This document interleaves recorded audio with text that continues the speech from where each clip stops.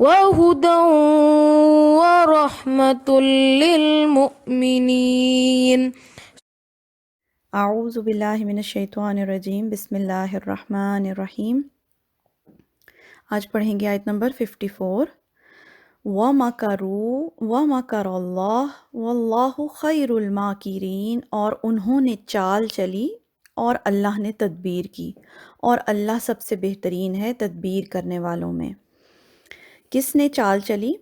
یہاں یہودیوں کے بارے میں بتایا جا رہا ہے۔ اصل میں جب حضرت عیسیٰ علیہ السلام کا انکار کر دیا یہودی علماء نے، جو ان کے بڑے بڑے عالم تھے اور جو ربائی تھے، انہوں نے حضرت عیسیٰ کا انکار کر دیا، کفر پہ جمے رہے، تو ان کا ایک گروپ بن گیا، اور حضرت عیسیٰ اور ان کے حواری ان کا دوسرا گروپ بن گیا۔ اب اس وقت اصل میں رومنز کی حکومت تھی، یہودیوں کی حکومت نہیں تھی اس وقت۔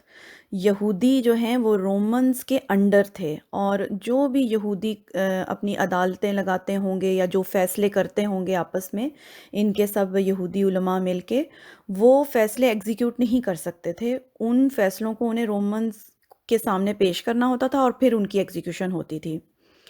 تو جب انہوں نے اب سازشیں شروع کی حضرت عیسیٰ کے خلاف، اور وہ یہ چاہ رہے تھے کہ حضرت عیسیٰ کو کسی طرح سے وہ مجرم بنا دیں رومنز کے سامنے، اور رومن حکومت جو ہے وہ حضرت عیسیٰ کو جو ہے وہ سزا دے۔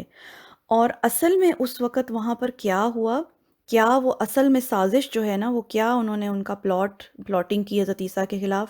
وہ قرآن پاک ہمیں ڈیٹیلز نہیں بتاتا، کیونکہ قرآن کے اندر بہت مائنر ڈیٹیلز نہیں ہیں،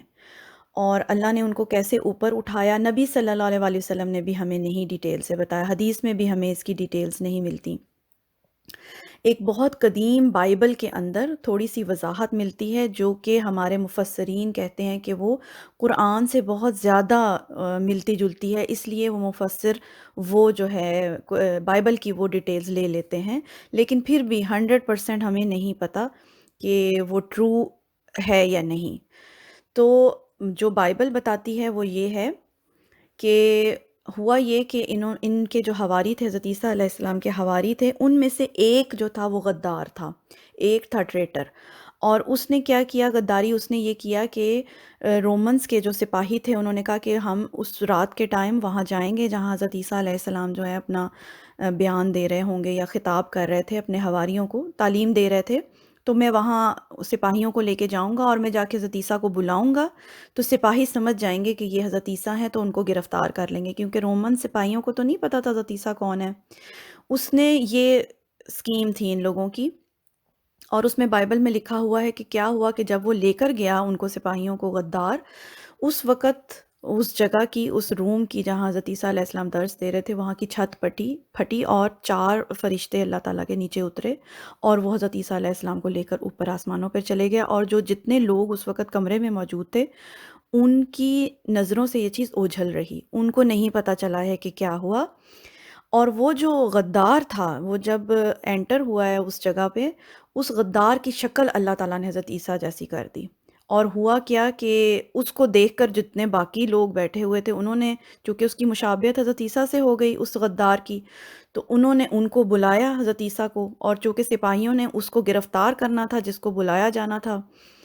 تو انہوں نے اس غدار کو پکڑ لیا، اور پھر جو سزا، وہ صلیب کی سزا انہوں نے دی، وہ اس غدار کو دی، حضرت عیسیٰ علیہ السلام کو نہیں دی، حضرت عیسیٰ کو اللہ تعالیٰ نے صحیح سلامت اوپر اٹھا لیا۔ تو یہ ڈیٹیل تو بائبل کے اندر درج ہے، اب کہاں تک سچ ہے یہ نہیں معلوم، لیکن یہ کہ قرآن سے کافی حد تک یہ ملتی جلتی ہے۔ تو یہ انہوں نے اسکیم کی حضرت عیسیٰ کے خلاف، اور اس طرح سے اللہ تعالیٰ نے جو ہے ان کو الٹی ڈال دی ان کے اوپر، ان کی جو تدبیر تھی اللہ نے وہ ان کے ہی خلاف چل گئی، کیونکہ وہ بندہ جو غدار تھا اسی کی وہ مشابہت ہو گئی حضرت عیسیٰ کی، تو اسی کو پکڑ کے انہوں نے سولی پہ لٹکا دیا۔ تو انشاءاللہ آگے چلیں گے پھر، آج کے لیے اتنا ہی۔ سبحانک اللہم و بحمدک، اشہد ان لا الہ الا انت، استغفرک و اتوب الیک۔